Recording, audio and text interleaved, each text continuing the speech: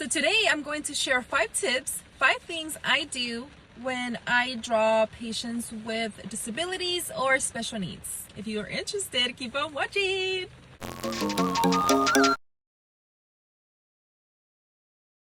Okay, so number 1, don't judge the book by its cover, okay?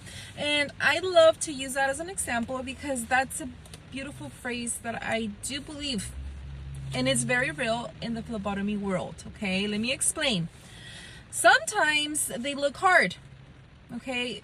Yes, sometimes they look harder just because there's patients with special needs that they cannot really move as much. For example, they cannot bend their arm completely straight, but do not worry, okay? Do not panic. Just take a quick look because they sometimes look very hard, but sometimes they're very easy, okay? But what I mean easy, that's why I'm giving you these tips, because I created something hard to easy over time, definitely. 2, be patient. You have to be patient. I know they look and seem more hard, but if you don't forget to breathe, okay? As a new phlebotomist, you might forget to breathe, okay? And let me explain that scenario. You do start panicking and you're like, what the heck, where am I gonna draw this patient? And you start holding your breath and then you don't start thinking correctly.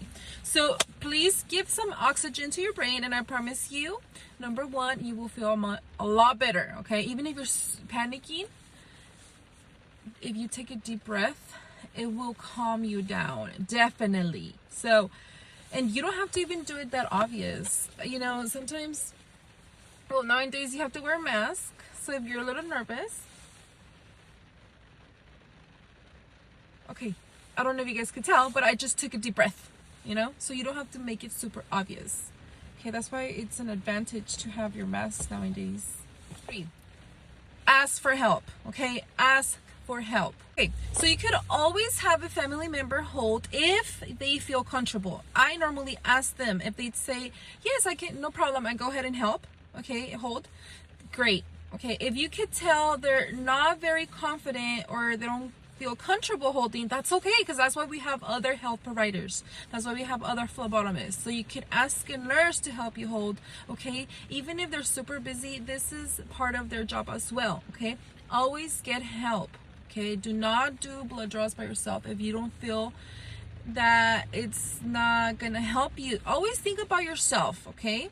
And you do need to know that asking for help, it's the best thing you could do. Sometimes you're thinking, oh no, she's busy, I'm not gonna ask her for help. No, mistake number, I don't know what number that is, but that's very common, to not ask for help because you feel shy. Do not feel shy and ask for help. Number 4, if you look around everywhere, take your time to look for a good vein, okay? If you cannot see anything, always use your heel warmers, okay? Every workplace has heel warmers. Those are meant for heel sticks, okay, for babies. But we do use them for hands, okay?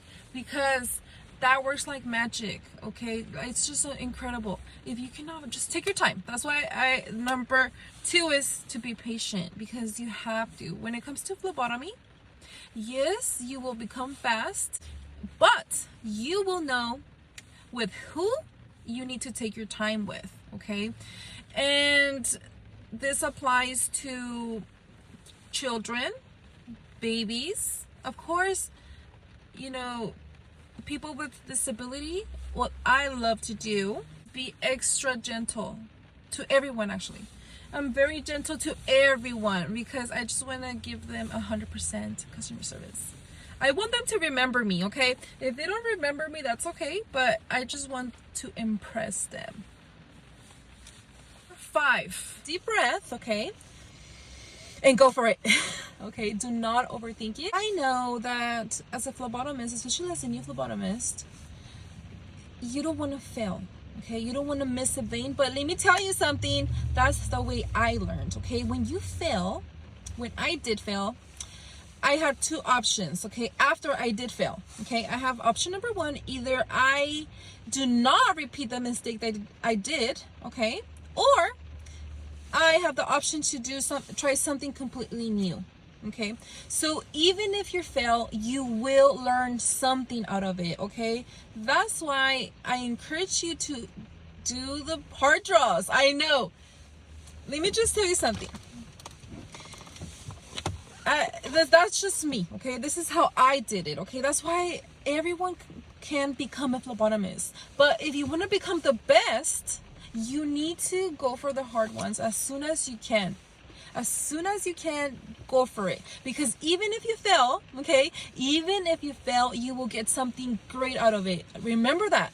Or you just do something completely different and you avoid doing what didn't work for you.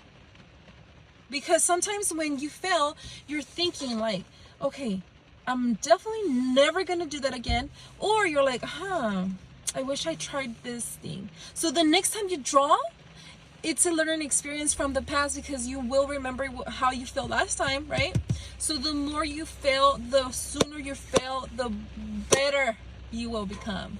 So if you're still here, click on this video, okay? Because this video will be available Friday, okay? If it's not clickable, it's because you need to wait for Friday. But let me tell you, thank you everybody's comments, okay? Because thank you to you.